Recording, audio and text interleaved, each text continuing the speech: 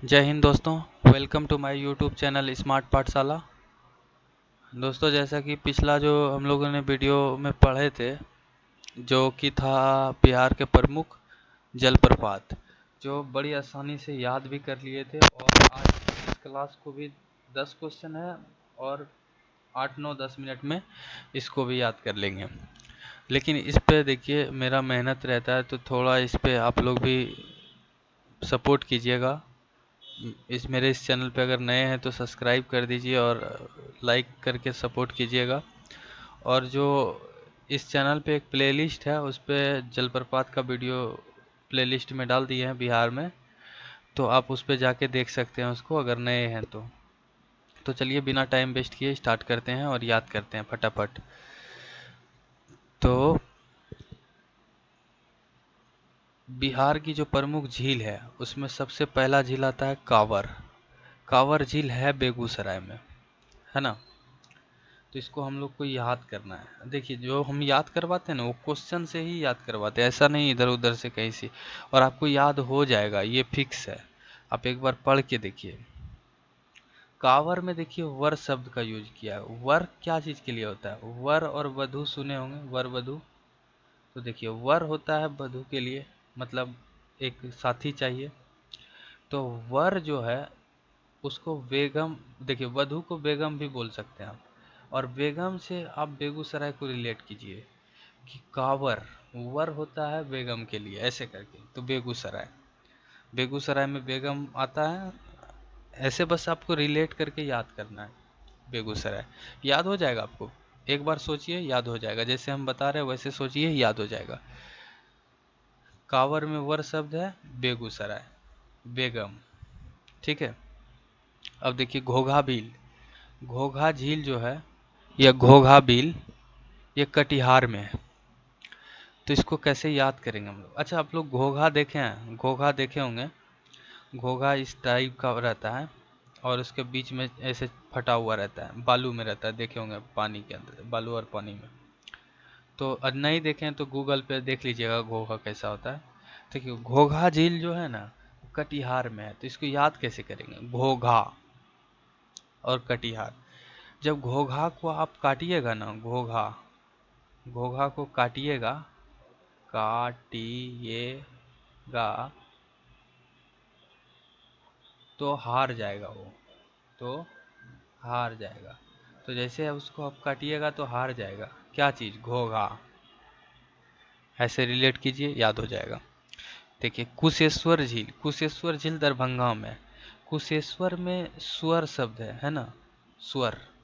और ई लगा दीजिए इसमें, तो ईश्वर हो जाता है। ईश्वर हम लोग शिव भगवान को मानते हैं ना। और शिव भगवान क्या पीते हैं? भांग, भांग। तो कुशेश्वर झील दरभंगा। दरभंगा में देखिए भंगा, भंगा मतलब भांग समझ लीजिए। और कुशेश्वर को ईश्वर समझिए। कुशेश्वर में ईश्वर शब्द है। तो कुशेश्वर झील कहाँ है? दरभंगा में। ऐसे करके याद कीजिए, देखिए फटाक से याद हो जाएगा। और इतना जल्दी आप 10 क्वेश्चन याद कर लीजिएगा, आपको पता भी नहीं चलेगा। तो चलिए, घोड़ा कटोरा झील राजगीर में है। इसको कैसे याद करेंगे? इसको याद करने का एक आसान तरीका बताते हैं कि घोड़ा जो होता है ना, घोड़ा।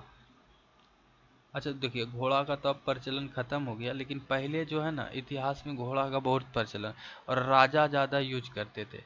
तो राजगीर जो है, देखिए राजगीर में राजा है, राज है, राजा है ना। ऐसे करके सोचिए कि राजा जो है घोड़ा का यूज करते थे। तो घोड़ा कटोरा झील कहाँ होगा? राजगीर में। ऐसे करके याद कीजिए, राजगीर में। और राजगीर कहाँ है? नालंदा जिला में है। ये तो आपको पता ही होगा। अनुपम झील कैमूर में है। अब अनुपम झील को हम लोग कैसे याद करेंगे? देखिए अनुपम में जो है ना, अणु जो होता है, अणु, अणु आप लोग केमिस्ट्री में पढ़े होंगे। अणु छोटा कण को बोला जाता है, छोटा कण। और छोटा कण जो होता है, कण ऐसे लिखाएगा, जो छोटा कण होता है वो जल्दी मृत्यु हो जाता है, उसका मृत्यु हो जाता है ना। तो कैमूर में देखिए, हम जो जलप्रपात पढ़ा रहे थे तो आपको मूर बताए थे कि जो मूर है मृत्यु का संकेत है ना, मृत्यु का। तो अनुपम जो है छोटा कण होता है, छोटा कण का जल्दी मृत्यु हो जाता है, ऐसे करके कैमूर याद रखिएगा कि अनुपम झील कहाँ है, कैमूर में। और एक और इसका एक अच्छा है, देखिए सर्वोत्तम। अनुपम मतलब क्या होता है, सर्वोत्तम व्यक्ति। अब सर्वोत्तम व्यक्ति जो होता है ये जल्दी जीवित नहीं रहता है, मर जाता है, मर जाता है, मर जाता है। ऐसे नहीं, इसको मिटा देते हैं। सर्वोत्तम व्यक्ति देखते होंगे ना, कहानी उन्हीं में बोलता है कि अरे यार बहुत अच्छा था मर गया, ऐसे करके सर्वोत्तम व्यक्ति जल्दी मर जाता है। तो ऐसे भी आप याद रखिएगा, सर्वोत्तम व्यक्ति जल्दी मर जाता है जो अच्छा व्यक्ति होता है। ठीक है, अब याद हो जाएगा आप लोग को। देखिए सिमरी झील, सिमरी झील कहाँ है, सहरसा में। सिमरी झील को कैसे याद करेंगे, इसका भी एक आसान तरीका है। सिमरी में देखिए मरी शब्द का यूज किया गया है, सिमरी है ना। तो मरी जो होता है,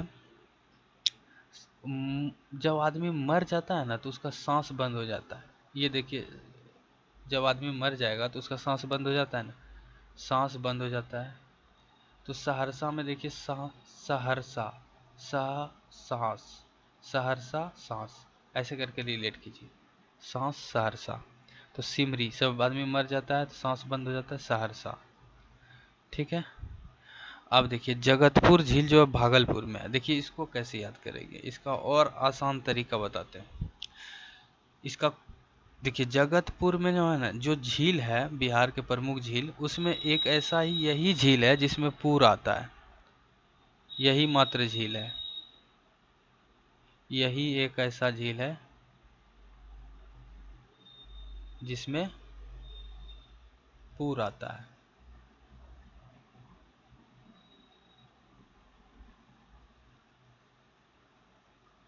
और उत्तर में भी इसका पूर है, भागलपुर, देखिए है ना। एक ही झील ऐसा है जिसका प्रश्न और उत्तर दोनों में पूर है, बाकी और कोई झील नहीं है। ये भी याद हो जाएगा।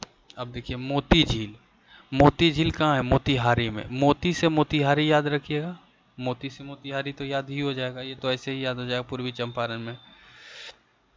अब नम्मा क्वेश्चन देखते हैं। सरैया मन बेतिया में है, बेतिया में। सरैया में देखिए ये भी एक ऐसा झील है जिसमें या शब्द है, या शब्द है, और उत्तर में भी है, और उत्तर में भी है। देखिए बेतिया, बेतिया में या है ना, इसमें भी या है। तो सरैयामन झील कहाँ है, बेतिया में, पश्चिमी चंपारण, बेतिया पश्चिमी चंपारण। ठीक है, अब पिपरामन, पिपरामन देखिए कैसे याद करेंगे, पिपरा, परा। अब परा देखिए, एक सेकेंड, इसको याद करना है, कैसे करेंगे। पिपरा जो है ना, जिस भी व्यक्ति पर, देखिए परा, परा से आप देख रहे हैं कि पड़ा, जैसे जो व्यक्ति पर पड़ जाता है वो हार जाता है, जिंदगी से हार जाता है, हार जाता है। जैसे अभी हम लोग का शादी नहीं हुआ है, या जिन भी लोग का शादी नहीं हुआ है उन व्यक्ति को खुला छूट रहता है। और जिनका शादी हो जाता है ना, वो जिंदगी से हार जाता है। मतलब जो जिंदगी अभी जी रहे हैं, जो बिना शादीशुदा व्यक्ति जो जिंदगी जी रहा है, वो शादीशुदा व्यक्ति नहीं जी पाता है। तो वो क्या होता है, जिंदगी से हार जाता है। तो पिपरा, पिपरा में है परा, जिस पे पड़ जाता है वो क्या होता है, हार जाता है। तो उससे मोतिहारी। ठीक है, उससे क्या होगा, मोतिहारी। ठीक, तो याद हो जाएगा आप लोग को। देखिए कितना कम समय में आप लोग इतना क्वेश्चन याद कर लिए। और कोई तरीका नहीं है जिससे कि आप इतना जल्दी याद कर सकते हैं। और इसको अगर थोड़ा सा माइंड में रखिएगा, क्वेश्चन से ही रिलेटेड आंसर है, बस सिर्फ दिमाग में रखना है कि कैसे इसको याद किया जाए। ठीक है, और 2-3 बार रिवाइज कीजिएगा ना, तो ये ऑटोमेटिक याद हो जाएगा आपको, और एग्ज़ाम में भी याद आ जाएगा आपको फटाफट।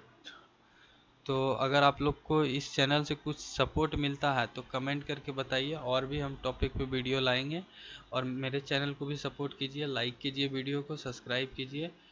और इस चैनल पे हर एक टॉपिक का वीडियो आते रहेगा, हम उस पर बहुत मेहनत करके लाते हैं।